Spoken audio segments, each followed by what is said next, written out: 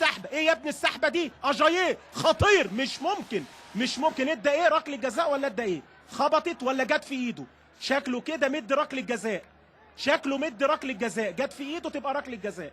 الغندور واجاييه، وهنشوف اللعبه، هنشوف الغندور انما هات لنا السحبه، هات لنا السحبه يا ابراهيم يا مبارك. بص اللعبه جت في وشه ولا في ايده؟ جت في وشه ولا في ايده؟ اجاييه، وهنشوف مد ايه الحكم. كل ده احنا محتارين مش عارفين الحكم ادى ايه. الجاريه مع الانطلاقه جوه ال 18، هل شاور على نقطه الجزاء؟ وادي اجاييه واللعبه اللي كان بيعملها وركله جزاء فعلا، جريته بيقول لك ركله جزاء، جت في وشه ولا ايده بقى؟ بامانه في الاعاده لسه عينيها مزغلله، هنشوفها تاني. انما نشوف اجاييه حل ازاي الكوره.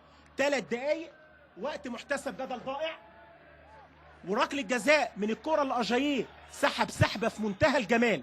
يا ريت بعد ركله الجزاء نشوفها مره تاني وثالث ورابع. عمرو السوليه هو اللي هيلعب، محمد فتحي حارس المرمى. النهارده ركلتين جزاء، واحده من نصيب احمد سمير فرج صدها محمد الشناوي اول مره وكملها سمير فرج في المرمى. وهنشوف عمرو السوليه في حوار في الثواني الاخيره مع محمد فتحي. 2-1 وعمرو السوليه يصدها برضو محمد فتحي. اجاييه تسديده مش ممكن عمرو السوليه. محمد فتحي برافو يا ولد يا لعيب.